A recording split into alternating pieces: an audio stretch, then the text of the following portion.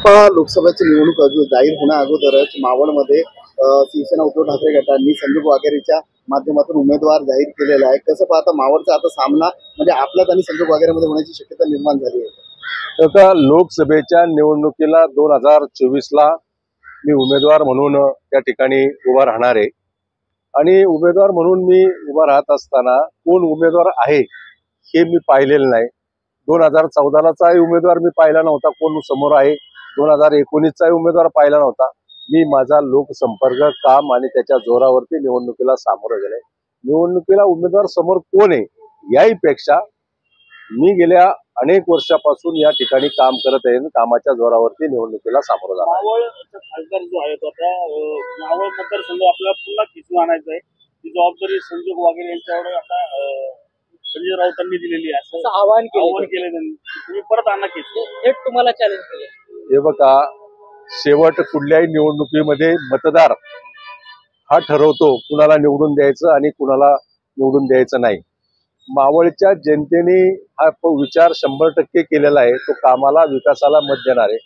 कुणी काय बोललं म्हणून उमेदवार विजयी होत नसतो। जे बोलले त्यांनी एकतरी निवडणूक सार्वजनिक लढवली का, ते रोज बोलतात, त्यामुळं त्यावर काय दुर्लक्ष करायचं, आपण त्यावर जास्त काय भाष्य करणं योग्य होणार नाही। कामावर जे तुम्हाला मावळची जनता पुन्हा एकदा संधी देईल असं वाटतं। मी तुम्हाला सांगतो, मावळ लोकसभा मतदारसंघामध्ये स्वातंत्र्यानंतर आदिवासी भागामध्ये अतिशय दुर्गम भागामध्ये रस्ते लाईट पोहोचवली। मावळ लोकसभा मतदारसंघामध्ये येणारा खास करून पिंपरी चिंचवडच्या शहरामध्ये या शहराला दिवसाड पाणी पुरवठा होत होता। मी गेले जवळपास 8-9 वर्ष पवना धरणातून गाळ काढला। तो गाळ काढत असताना सर्वांना बरोबर घेऊन कुठलीही शासकीय मदत न घेता गाळ काढला।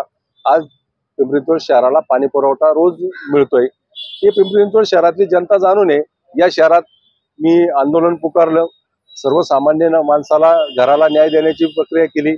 शास्तीकर माफ करण्याच्या संदर्भामध्ये राज्याचे मुख्यमंत्री सन्माननीय एकनाथजी शिंदे साहेब यांनी निर्णय घेतला।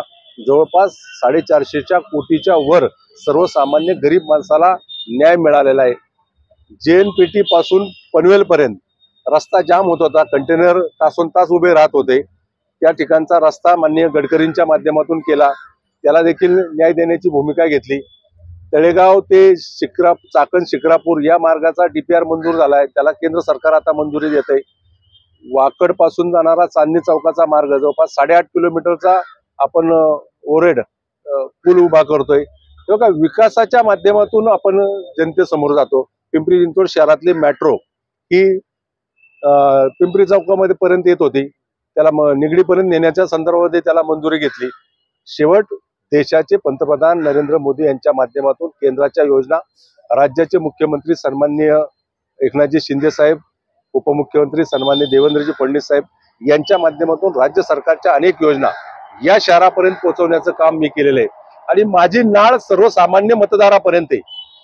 माझा डायरेक्ट अप्रोच त्या सर्वसामान्य मतदारापर्यंत आहे, त्यामुळे मी कुणाच्या आव्हानाला भीक घालत नाही, ठरवलेलं आहे।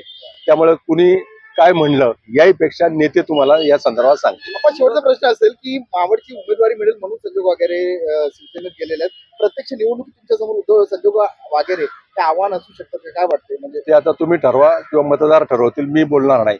किंवा कुठल्याही विरोधी पक्षाचा उमेदवार हा उमेदवार असतो आणि उमेदवारावर व्यक्तिगत स्वरूपामध्ये बोलणं हे मी कधी करत नाही आणि मी व्यक्तिगत स्वरूपामध्ये कुणावर टीका टिप्पणी करणार नाही। 100% 2024चा निकाल लागेल, त्यावेळेस तुम्हाला कळेल की आप्पा वारण्याची हॅट्रिक झाली। दादांनी जर आग्रह धरला मावळच्या जागेसाठी पाठ पावसासाठी तर आपण जागा सोडणार काय? का मतदारसंघाच्या बाबतीमध्ये, या मावळ लोकसभा मतदारसंघाच्या बाबतीमध्ये भारतीय जनता पक्षाचे केंद्राचे वरिष्ठ नेते, राज्याचे वरिष्ठ नेते, शिवसेनेचे नेते एकनाथजी शिंदे यांनी निर्णय घेतलेला आहे, त्यामुळे त्याच्या संदर्भामध्ये मी अधिक बोलणं उचित ठरणार नाही।